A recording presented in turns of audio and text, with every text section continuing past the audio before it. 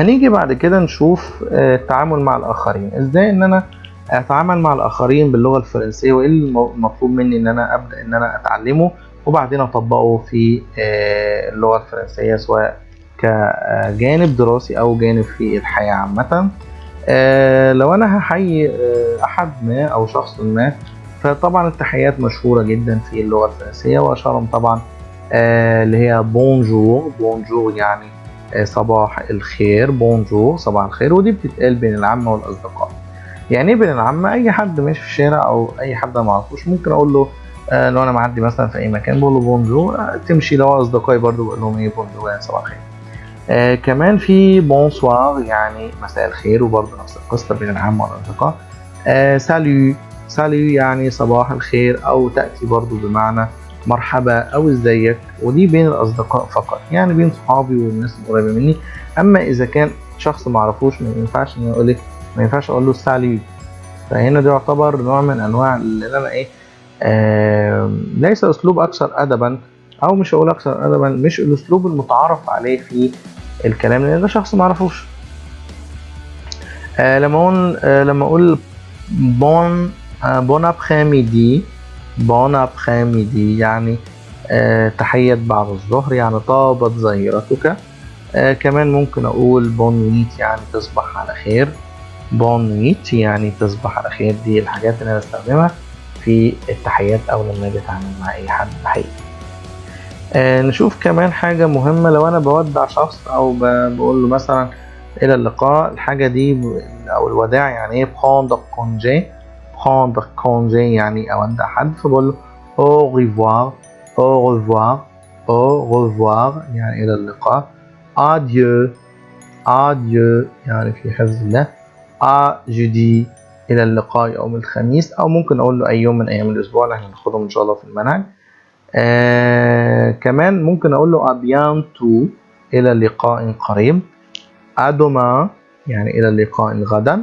salut يعني سلام، يعني إذا هنا خلي بالكم من salut تأتي بمعنى إيه؟ صباح الخير أو إزيك أو مرحبا. هنا ممكن كمان تيجي بمعنى إلى اللقاء أو سلام. كمان à plus، à plus تأتي برضو فيما بعد هقابلك أو إلى اللقاء مع السلامة. تشاو، تشاو، أو نطق تاني ليها تشياو أو شياو، لأن الكلمة أصلا كلمة إيطالية مش كلمة فرنسية، فلها نطق مختلف عن اللغة الفرنسية. كمان لما أجي إن أنا أشكر حد، يعني طبعا الكلمة المشهورة دايما بنقولها في لساننا كلمة ميرسي، كلمتين ميرسي. فميرسي هنا معناها شكرا. أما لما أقول لحد شكرا خالص أو شكرا جزيلا، فبقول له إيه؟ بقول له ميرسي بوكو، ميرسي بوكو. طيب أنا قلت لحد ميرسي، هو هيرد يقول لي إيه؟ هيقول لي دو ريان، دو ريان، دو ريان يعني العفو. طيب أنا دلوقتي عاوز أعتذر لحد، أنا مثلا عملت موقف معين أو حاجة، ف pour s'excuser لكي أعتذر لشخص ما، فبقول له نو يعني لا، أو pardon معذرة، pardon يعني معذرة. excuse moi، excuse moi اللي هي بالإنجليش excuse me. طيب لما هو يرد عليا أو شخص ما بيعتذر بيقول لي pardon، فأقول له pas de quoi، pas de quoi يعني لا عليك، أي ما يهمكش، مفيش مشكلة يعني. pas grave ليس خطيرا، اللي هي برضو ما يهمكش أو مفيش مشكلة، يبقى pas de quoi لا عليك، pas grave يعني ليس خطيرا. طب أحد ما قال لي حاجة مثلا أو اقترح علي رأي أو مثلا فكرة معينة، فبقول له إيه؟ بقول له وي يعني نعم، وي يعني نعم. داكار، داكار يعني موافق.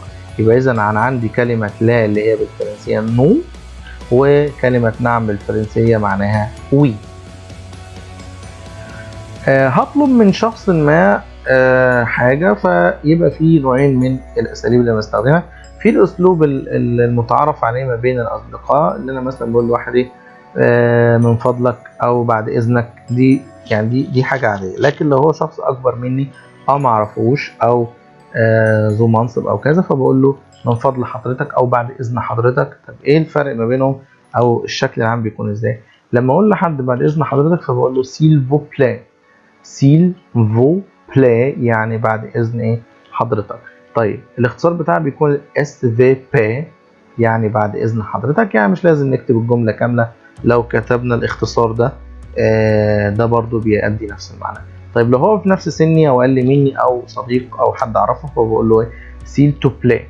s'il te plaît يعني من فضلك. s'il te plaît يعني من فضلك. فالاختلاف برضو هيكون هنا ان فوق حرف ال V هنا حرف ال T، فلا ممكن اكتبها عادي STP يعني بعد اذنك او من فضلك. في تعبيرات اخرى برضو بستخدمها في اللغة الفرنسية لو انا هشجع شخص ما او صديق لي او زميل او اي حد، فبقول له برافو. برافو يعني كويس خالص، اللي احنا بنقولها بالعربي برافو. طيب انا مثلا حد جاي لي او هسلم على حد او الكلام ده، فبقول له bienvenue يعني مرحبا، او ممكن تيجي كمان بمعنى اهلا وسهلا. يعني بنقول bienvenue رمضان، bienvenue رمضان يعني اهلا وسهلا رمضان. لو حد مثلا قابلته وسلم عليا وفي الاخر مثلا يمشي او لقاء لأول مرة، فبقول له مثلا كلمة enchanté يعني تشرفنا. enchanté يعني تشرفنا. دي بتكون طبعا ملحوظة بس هنا صغيرة. enchanté هنا لما يكون الشخص اللي قدامي مذكر. طيب لو الشخص اللي قدامي أو الحديث إن في بنت بتشكر بنت، يعني الفتاة هتقول الكلمة دي على لسانها، فبضيف بس حرف صغير بيكون حرف إيه؟ حرف ال E زي كده مثلا، زي الحرف ده بينزل هنا جنب الحرف ده كمان، فبتبقى إيه برضو enchanté يعني تشرفنا، بس بيكون النطق على لسان إيه؟ على لسان بنت. ما تنسوش تشتركوا في القناة وتفعلوا زر التنبيهات علشان يوصلكم جديد أول بأول. في الختام سبحانك اللهم ربنا وبحمدك أشهد أن لا إله إلا أنت أستغفرك وأتوب إليك، والسلام عليكم ورحمة الله وبركاته.